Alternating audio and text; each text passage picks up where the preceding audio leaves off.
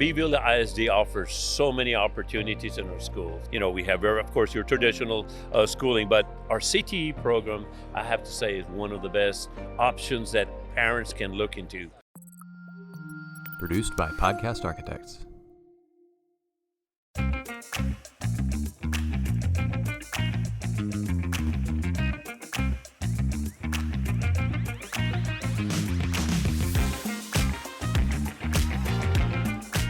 Welcome back to another episode of The Path Forward. As always, I'm your host, Dr. Rick Fernandez, and we're here at TexED Con in Dallas, Texas, home of the Dallas Cowboys. I've got a very special superintendent that's a huge Dallas Cowboys fan. Very big. Very big. I have to say he's very big, yes. So I want to introduce my guest. I've got Mr. Travis Fanning, Superintendent of Beeville ISD, and I've got Art Gamez, Beeville ISD Board Trustee. Welcome, gentlemen. Thank you so much for having us. Thank you. Now, Mr. Gamez, the Cowboys, we got to talk a little shop. Just as he's sitting here, we've got to have as much Cowboys talk as we possibly can. We've got to turn him. Of course. I told him when you came to Texas, there's one thing that's the ground rules. Dallas Cowboys and Texas barbecue go hand in hand. I placed both of those in second place behind Georgia barbecue. Oh, no. And the Atlanta Falcons, of course. That's awful. No. So, all right, let's get into it. So you guys had the early slot for a presentation. Normally, that's either that or the after lunch slot are the two that are toughest. But Absolutely. You had a great turnout. So tell me, Mr. Fanning, what were y'all talking about for presentation, and what impact do you feel like it had? So our session this morning, like you said, we had the 7:30 session. It was about launching the conversation and talking about creative ways to engage the community. Okay. Oftentimes as trustees and superintendents, normally when the community engage with us, it is not in a positive light. There's a concern or a complaint or something they don't like and things of that nature. And so we wanted to create some true opportunities and segments to where we inviting our community to be a part of either an event Sure. or just a chance for them to come and sit with us, instead of having to address their concerns on social media. We want them to come and have a face-to-face conversation with myself, my team, as well as our board of trustees. And so we have chat and choose as a creative way. I'll tell you, one of the biggest things that we really talked about that we love and is close and dear to my heart is our Golden Trojan event. That's where anyone in our community over the age of 60, they come out to this event that we have for them, and we give them their golden pass, which gets them into all the games and performances. But we also gave them mugs and a Golden Trojan t-shirt. And we just wanted to tell them what's happening in the school district, because oftentimes, unless they have grandkids, Sure. They're not engaged in the community anymore, but they're still taxpayers, even though it's locked at a fixed rate at that point. But they're still taxpayers, and they're our best supporters a lot of time and our number one voters. And so it's extremely important for us to continue to keep them engaged, talk about what's happening so that they'll know that things are really going well in their community and that we're building some students who are going to take great care of them. That's awesome. I mean, and Mr. Gamez, I want your perspective, because obviously born and bred, you're Beeville to your core. What does it mean?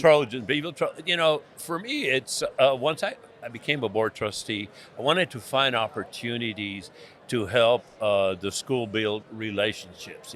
Something we hear often is a lot of the community and parents, it's very difficult to come to a school function or event or let alone a meeting after hours. We all have your daily work, and then we get home, we got children and do things. So Mr. Fanning was tasked to think of creative ways to reach out. And as he pointed out, there's some things misconception that people can get the wrong ideas, the wrong information, and we want to provide opportunities for them to ask questions.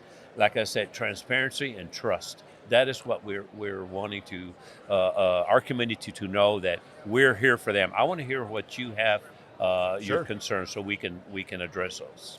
So, new school year, things are starting. I think we feel like we're back from COVID and feeling like we're in our normal flow. Obviously, there's a lot of stuff going on at the state level with the legislature. But on a positive note, what are you excited about, Mr. Fanning, to kick this year off? Kids are in gear. What's getting you going? I'll tell you, the thing that I'm most excited about is, although the trends have been showing that we probably would have a decline in enrollment, we actually had a slight increase this year. Nice. And so that's extremely important for us, because we tell them, we thrive off of having as many kids as we possibly can in our school district. I feel like we have a great start. We are blessed to have 484 employees and about 210 teachers.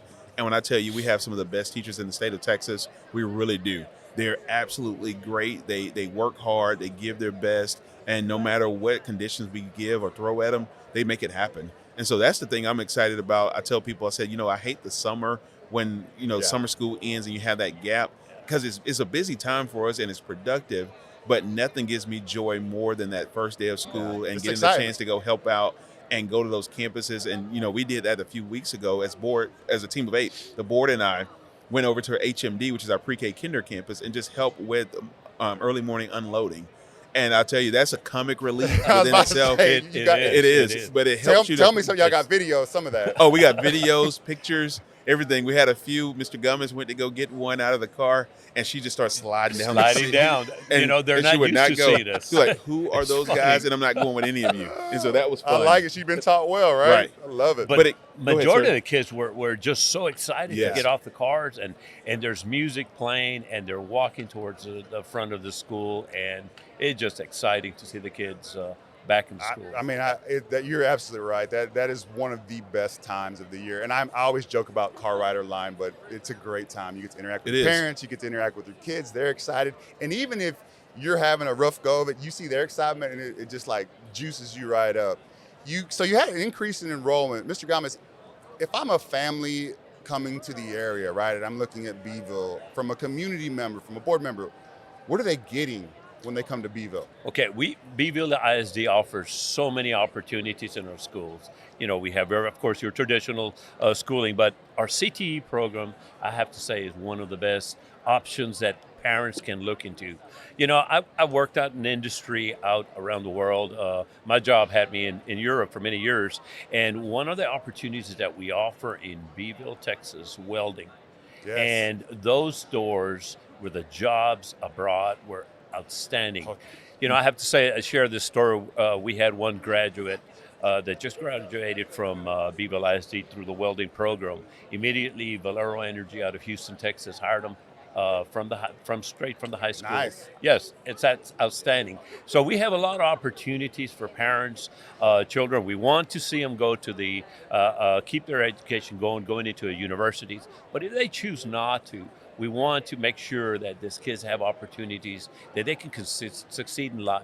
And that's what BISD is offering. A lot of the CTE programs that they can grow in. Now, I got to ask, did you do any welding in your career? I did when I first started, and that is what actually got my job into Africa. Really? Yes, I had that opportunity. The welding brought a big core of different skills that's required for that trade, and I have to say that was my beginning into my career. Do you wish they paid back then what they do now for welding? Because it is off the charts. It is off the chart. We had a group in Central Africa, just off the coast on the west side, that were doing some underwater welding, and they were probably drawing in a little over $2,000 an hour welding. So, oh my God, that's some serious money. Yes, serious. Yes. Yeah, man. We may need to look into our. I know. Recertify. I may have to go back and recertify in welding or something. That's awesome. So, you're here. Obviously, you get to spend some time together. How important is it for superintendent, board, to keep the relationship? And what are some of the things y'all do to make sure y'all are a strong team of 8? Oh man, I think that relationship is essential to not only just the school district within itself, but the community as well. Because I think a lot of times people will learn how to treat each other, how they should communicate, how they should work together as a team, watching us when we interact as a team of 8. So, even when we're together and when we have differences of opinion or we disagree, there's still a way that we do it and we remain intact and remain professional. And so I think that's extremely important because that happens on every team and any team anywhere you exist. And so we believe that we are the role models for how everyone should act and how everyone should go about their professional lives in our school district. And so that's important. We talk about that a lot. Here's what we're going to do. We can disagree. It's okay to disagree in public, but we have to do it where we're respecting everybody. And then when everybody leaves at the end of that, everybody still feel intact and they still feel whole. And I think that's one of the best ways that we do that. I think also just getting to know my trustees. We spend a lot of time together and we meet, but I also schedule one-on-one meetings with them. And it gives us a chance. Sometimes we cut up, we talk and have conversations, but then we talk about the business and what our goals and our expectations and our hopes for our kids. And that's, I think, the amazing thing about our team of 8 is we all keep at the center students first, and our staff. And so that's extremely important. And if, as long as we understand and we know that that's what grounds us, is not personal egos and not hidden agendas and things of that nature, it really helps us to do well as a collective team of 8. That's outstanding. Mr. Gamez, what do y'all tease him about? Well, besides Ask him football, what does he tease me about. besides football and his barbecue, that I keep telling him, Mr. Fanning, we don't use mustard in Texas for barbecuing. We don't in Of Georgia course. either. Well, I don't know. Georgia sweet sauce? Yes. Yeah, yes. somewhat. Okay. Well, It's great working with Mr. Fanning. As he mentioned, the team of 8, we have a vision. We agree on the vision where the district needs to be. The beauty about it is that we take the time to discuss, disagree, and search for the best path forward as we can bring the district. You know, that there's nothing wrong. There should be disagreement if everybody's passionate about what they believe is the best path for students, right there. That's what it's all about. Is let's get in there and figure out how do we get the best outcome. Correct. And that gives us that opportunity to ask those tough questions. Absolutely. And look at the big picture, not get focused in and zero in, coming into a meeting or a decision without actually fully discussing what is best for the kids, of course, the community itself, the tax dollars. So I want to ask Mr. Fanning a question. You know, there's a lot out there about A through F. Ratings are coming out, and I think there's misinformation out there. I had a chance to talk to Raise Your Hand Texas a little bit ago, and schools have improved. Growth is occurring, yet there may be a regression in a grade or what the state rating comes out to be. And to me, that feels like all we've been telling our kids is just make growth. You know, let's improve. Let's get better.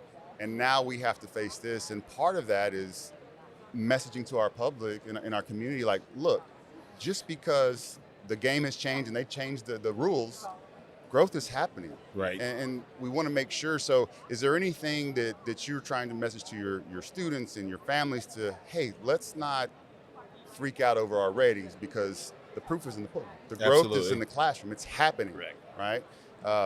How do you guys address that? How do you want to address it? And you're doing great things. Your community should know that y'all are doing great things, you know? Absolutely. And I'll tell you, for me, first and foremost, I think it's extremely important is I think accountability is extremely important. Sure. You know, I don't shy away from it. We talk about that all the time as a team. No, I don't. We want to be held accountable. We have the expectation of educating the next generation of whatever they decide to do. And so we should be held accountable for making sure that we're making those successful gains and we're doing the things to change the trajectory of the lives of students. Yes.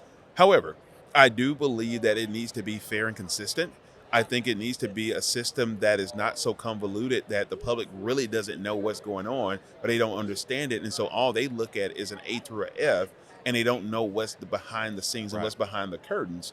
And just as you alluded to just a moment ago, with the new accountability system, for example, us in CCMR, we went up 2 points for this school year.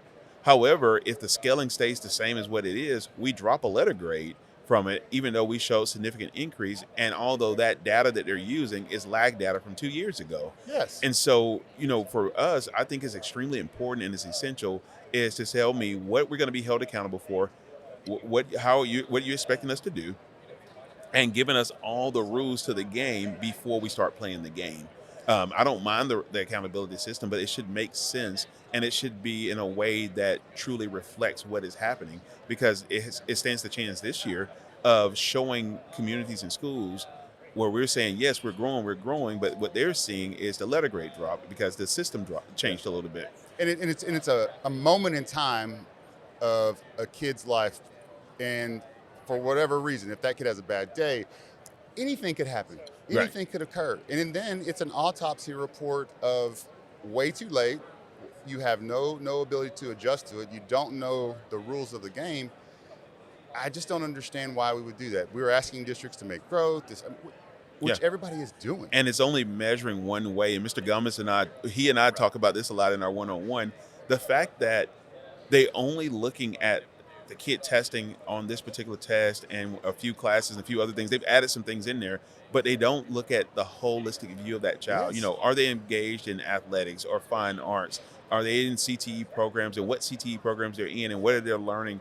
Is the test going to be hands-on based for a portion of it, and then the practical hands-on type test? And so we talk about a lot of that over and over again. I'll let him allude to some of that because he has a strong opinion about accountability. And all those things also. Accountability, yes, sir. Accountability is utmost. We don't shy back. No. I want to be told where we're falling short so we can put a plan together to move this forward.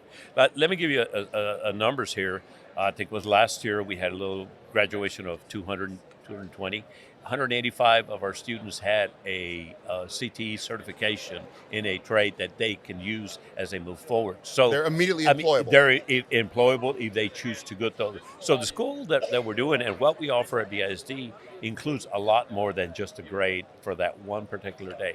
But don't get me wrong, I am all for accountability and holding us responsible but give us what we're expected to know.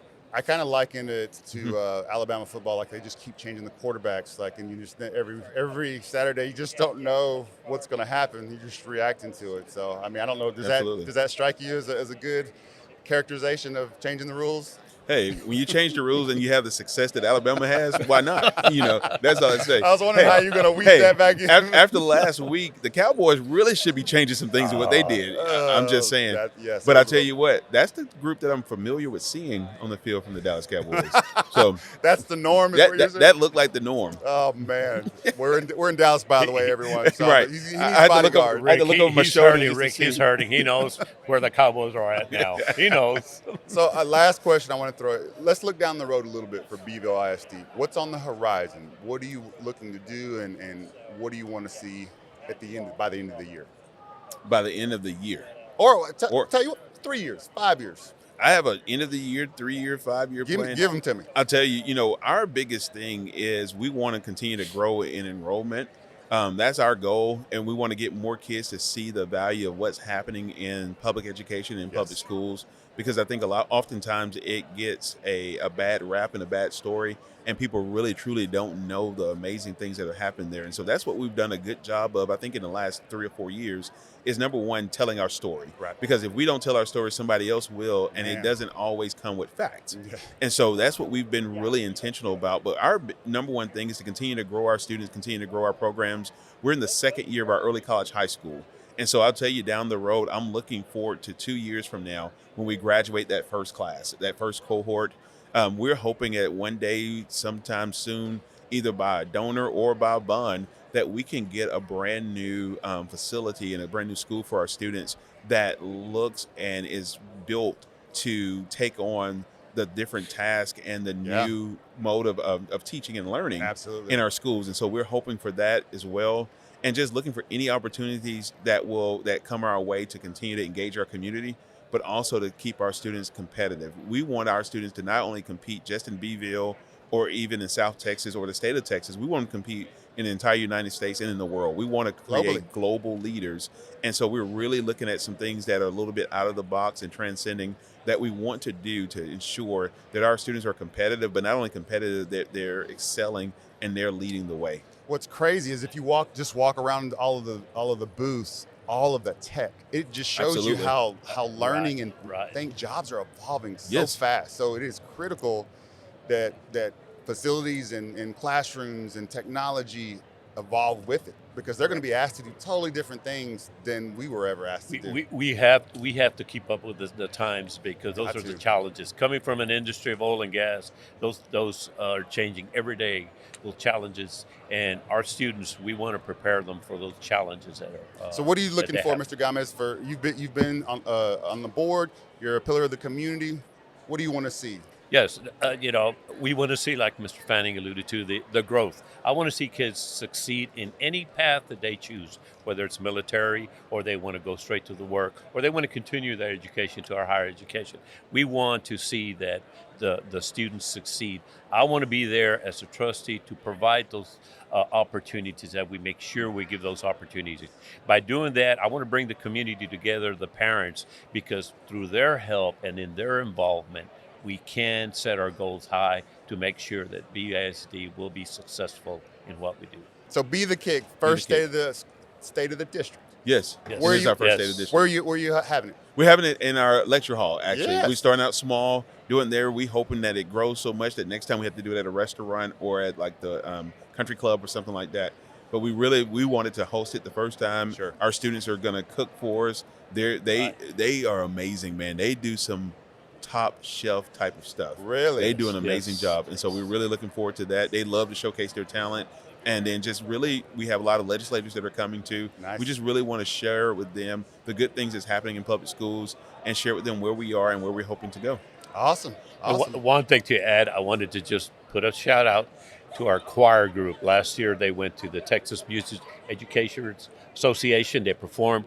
This year going to the Nationals to perform. So we're excited come February. There's next great things year, happening so. in Beeville. There's Excellent. no doubt about it. So come check them out. Be a part of the state of the district. Come support. Love it.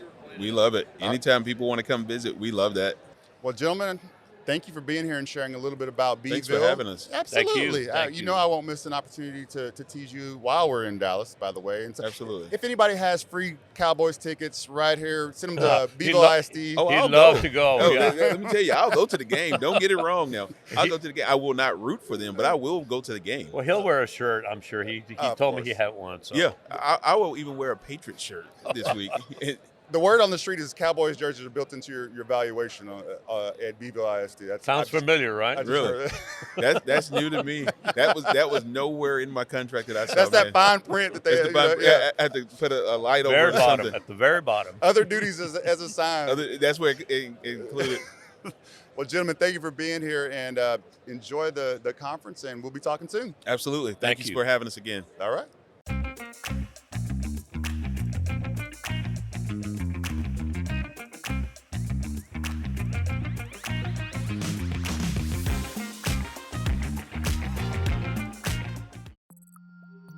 Produced by Podcast Architects.